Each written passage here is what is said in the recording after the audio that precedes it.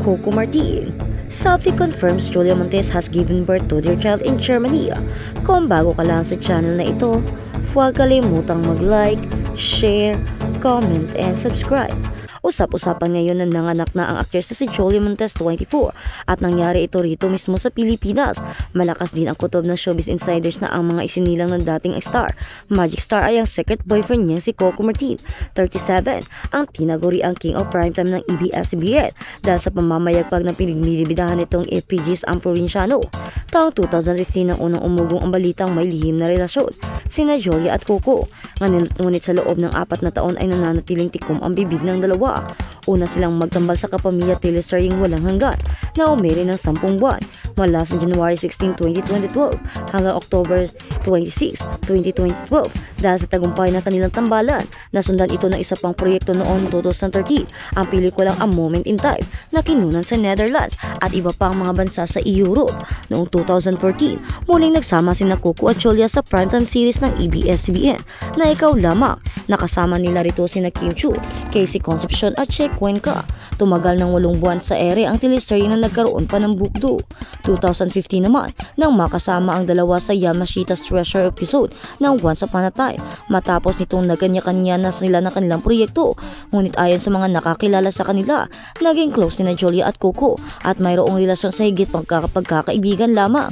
October 2016, inanunsyo ng Cornerstone Entertainment Incorporation na sila na ang mamamahala sa showbiz career ni Julia.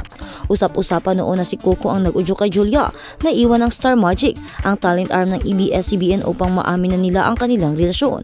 Noong panahong iyon ay nasa ilalim ng Star Magic ang dalawa, bagamat ngayon ay nasa pangangalaga na ni Biboy Arbolida si Coco Martin. Gayunpaman, wala pang naganap na pagitan sa dalawa. December 2017 nang umugong ang balitang naghiwalay na sina Julia at Coco. At sa kabilang banda naman, surprise reveal Coco Martin and Julia Montes sinapubliko na ang kanilang anak. Sa ikanyang ika-21 na karawan, naging makabuluhan ang selebrasyon ni Julia Montes dahil sa isyong espesyal na sorpresa mula sa kanyang long-time partner na si Coco Martin.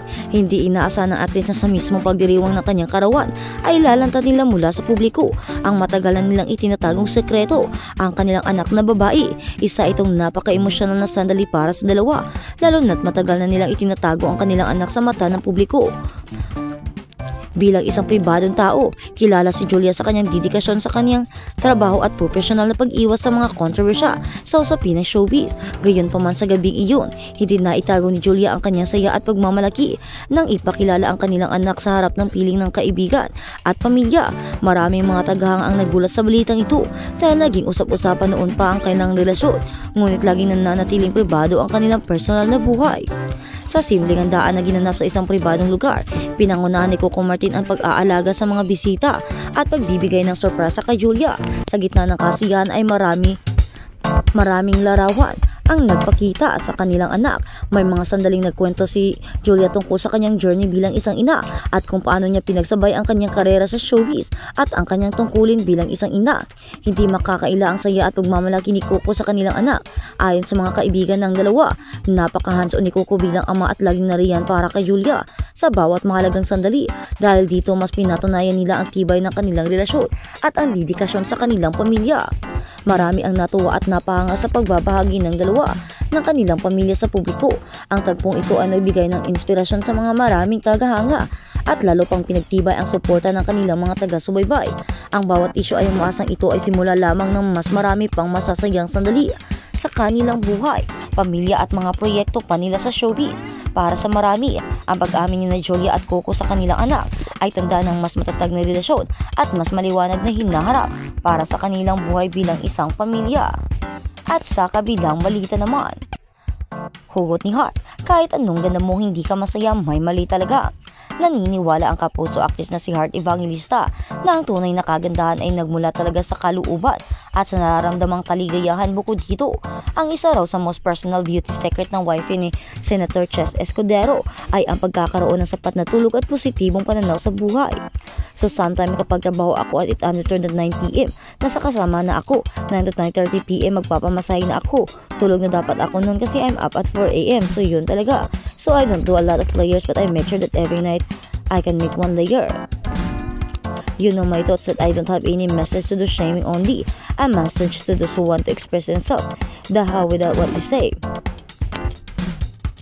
At habang sa kabilang banda naman, Shaira, naiyak sa first ever award. Ang saya-saya ng puso ko. Emotional ngayon si Shaira Diaz matapos mabigyan ng parangal.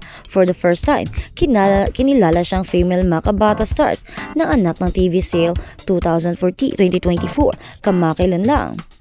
Sa Instagram, proud na ibinandera ng actress ang ilang moments ng pagtanggap niya ng tupeo. Inamin din ni Shaira na hindi niya makapaniwala na bibigyan siya ng parangal mula nang maging actor siya noong 2012. A pinch me moment, holding back tears emoji. My very first award since I started my career in 2012. Nakakaiyak, ang saya ng puso ko ngayon. Bungad pa niya sa caption.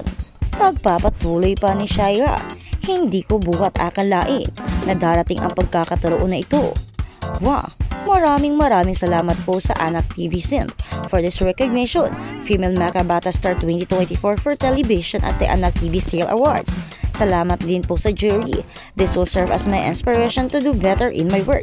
I continue to be a role model for the youth. Bika pa niya sa post. Bukod sa Puso Network at Talent Agencies or Kapuso Network at Talent Agencies, pinasalamatan ni Shaira ang mga sumusuporta sa kanya, lalo na ang kanyang pamilya. Thank you also to my supporters, my friends and family, especially my mom, dad, and my love. Iya Guzman, para sa inyo ito, red heart emoji. Wika pa niya, aniya pa. Thank you Lord. Jesus, to God be the glory. Para sa mga hindi aware, ang Anak TV Sale Award ay taon-taong ginanap upang kilalanin ang ilang television programs at personalidad na child-friendly at child-sensitive. Si Shaira ay magbabalik primetime sa upcoming second season ng action series na Lolo, Bayani ng Bayan, kung saan muli niyang gagampanan ang papel bilang si Elsie, ang childhood friend at fiancé ni Lolo na pinagbibidahan naman ni Roro Madrid. Kaya naman marami ang excited sa pagbabalik ni Shaira. Marami ang nagtatanong kung ano ang magiging ending, kung sila ba ang magkakatuluyan ni Lolong o Roro Madrid. Abangan na lang natin ang susunod na episode. Pero kung titingnan natin, parang magiging maganda ang pelikulang ito dahil meron na si Shaira, isang mahihina na babae, at si Roro Madrid na isang astig na lalaki. Kaya naman abangan natin kung ano ang susunod. Excited na ang mga fans at naghihintay na sila sa pagbabalik ni Shaira as Elsie, ang childhood fiancé ni Roro. Ano kaya ang gagampanan nilang role?